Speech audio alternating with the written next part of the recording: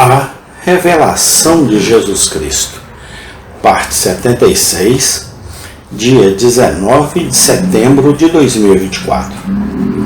5. A mudança que produzirá na terra. Por toda sua face, o pecado se espalhou como o transbordamento de algum no escuro do inferno. O mal prevaleceu. O Satanás reinou. Um ódio rebelde a Jeová se manifestou. A dor e a tristeza o envenenaram em todas as partes. A doença e a morte o cercam. É um mundo arruinado, murcho, arruinado e aflito. E assim, quando visto por nossos olhos, quanto mais quando visto pelos olhos dos anjos, quanto mais ainda quando visto pelos olhos de Deus, quão infinitamente desejável que todo esse mal seja desfeito. Essa maldição rasgada, essa morte trocada pela vida, essa tristeza transformada em alegria. E que diferença fará quando tal for realmente o estado das coisas na terra?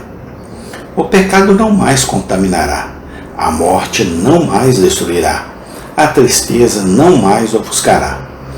Deus não será mais banido de sua própria criação. Quem, ao ler descrições proféticas como a seguinte, pode deixar de perceber a conveniência da gloriosa mudança. Não haverá mais maldição, mas nela estará o trono de Deus e do Cordeiro, e os seus servos o servirão. Não haverá noite ali, e eles não precisarão de vela, nem luz do sol, porque o Senhor Deus os ilumina, e eles reinarão para todo sempre.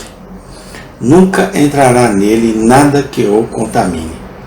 Deus enxugará de seus olhos toda lágrima, e não haverá mais morte, nem tristeza, nem choro, nem haverá mais dor, porque as coisas anteriores já passaram.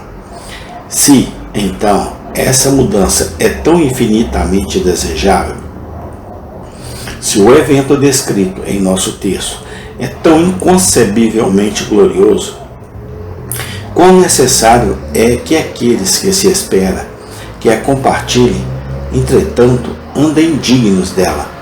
A perspectiva de tal glória deve ser tão transformadora quanto reconfortante, tão santificadora quanto alegre.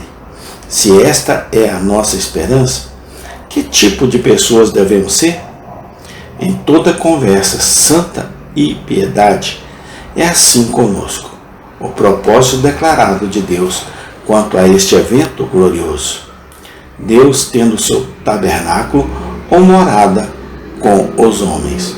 Uma das primeiras declarações é uma indicação de propósito de Deus a respeito disso. O paraíso foi concebido não apenas como a morada do homem, mas como a morada de Deus com o homem. O grande propósito original de Deus de ter sua morada com os homens continuou a ser apresentado ao homem em forma de tipo e profecia daquele dia em diante, para mostrar que havia sido apenas adiado, não abandonado. Adiado a fim de ser realizado de maneira mais completa e eficaz, mais gloriosamente do que poderia ter sido antes. Este foi especialmente o caso na história de Israel, desde o tempo em que o tabernáculo foi erguido no deserto, até o dia em que o templo e a cidade foram postos em ruínas pela mão dos estrangeiros. O nome do tabernáculo era Tenda de Jeová, a tenda na qual ele passou a morar. Toda a história de Israel e a exibição do desejo de Deus de habitar com os homens e a recusa do homem em permitir que Deus habite com ele, a declaração no Evangelho de João a respeito do Filho de Deus e outra declaração desse mesmo propósito. O Verbo se fez carne e habitou entre nós. Literalmente tabernaculou ou armou sua tenda entre nós. E, nas palavras de nosso Senhor, temos mais uma vez a sugestão da mesma coisa. Ou melhor, de um duplo propósito que Deus habite com o homem e que o homem habite com Deus, como naquela notável resposta a um de seus discípulos: se alguém me ama, guardará a minha palavra, e meu Pai o amará, e viremos para ele e faremos morar nele morada. João 14, 23. E é isso que é o cumprimento completo do nome de Cristo, Emanuel, Deus conosco. Deus então tem nos dito o tempo todo não apenas que Ele tem um céu do qual deseja nos tornar participantes, seu próprio céu abençoado.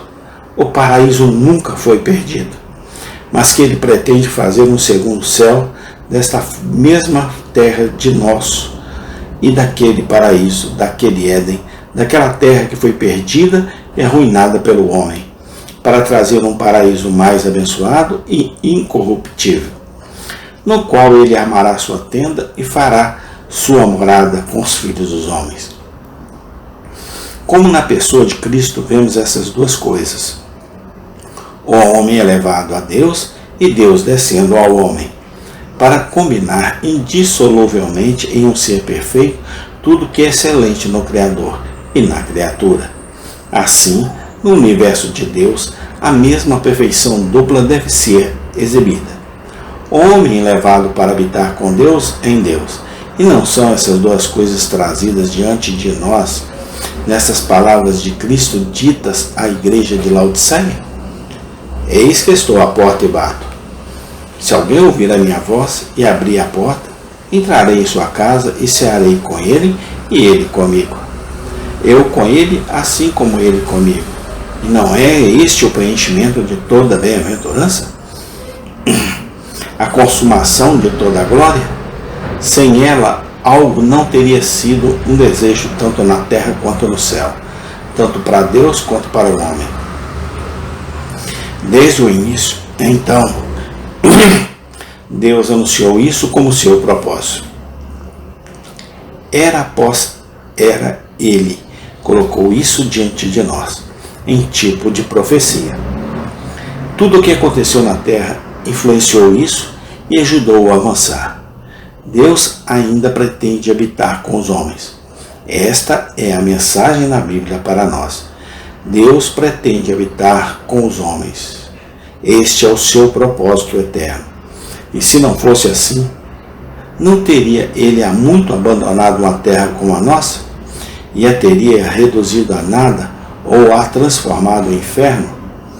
Tampouco houve qualquer insinuação do desígnio de Deus de finalmente abandonar a terra depois que Ele cumpriu seus objetivos certos. Em nenhum lugar Ele disse que depois de poupá-lo e usá-lo por um certo tempo e para certos fins, Ele o deixará em desolação ou o reduzirá a nada. Pelo contrário, tudo o que Ele disse e fez até agora indica sua intenção de restaurá-lo, glorificá-lo e torná-lo adequado para ser sua morada. Deus, sem dúvida, declarou seu propósito quanto ao destino da terra, e esse propósito permanecerá. As barreiras no caminho de sua realização são vastas e muitas. Todo o poder da criatura caída, tanto homens quanto demônios, estão armados contra ela. Tanto o pecado quanto a justiça se opõem a ela, o primeiro arruinando e o último proibindo a remoção da praga.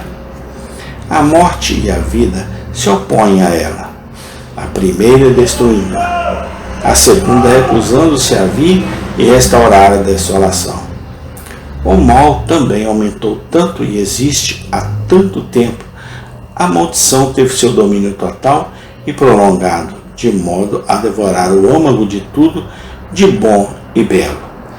O veneno teve tempo de se infundir tão completamente na constituição da criação que o sangue de sua vida parece envenenado e a mancha da corrupção torna-se ineradicável. O peso da culpa que está sobre ele, clamando por julgamento eterno, parece tão tremendo, especialmente a culpa de crucificar o Senhor da glória, e a autoridade de Satanás sobre ela parece tão completa e tão irrevogavelmente estabelecida. que os obstáculos no caminho da restituição da criação parecem quase intransponíveis. No entanto, o propósito eterno permanecerá. Nenhum jota dele falhará, mesmo aquele pertencente ao menor átomo desta terra em decomposição. Tudo acontecerá. A soberania eterna o decretou. A sabedoria infinita planejou isso. A onipotência fará com que isso aconteça. No entanto, o propósito eterno permanecerá. Nenhum jota dele falhará, mesmo aquele pertencente ao menor átomo desta terra em decomposição. Tudo acontecerá. A soberania eterna o decretou. A sabedoria infinita planejou isso. Amém. Tem continuação. Obrigado a Deus, porque até aqui o Senhor tem nos ajudado e abençoado em tudo. No nome santo do Senhor Jesus Cristo. Amém e amém.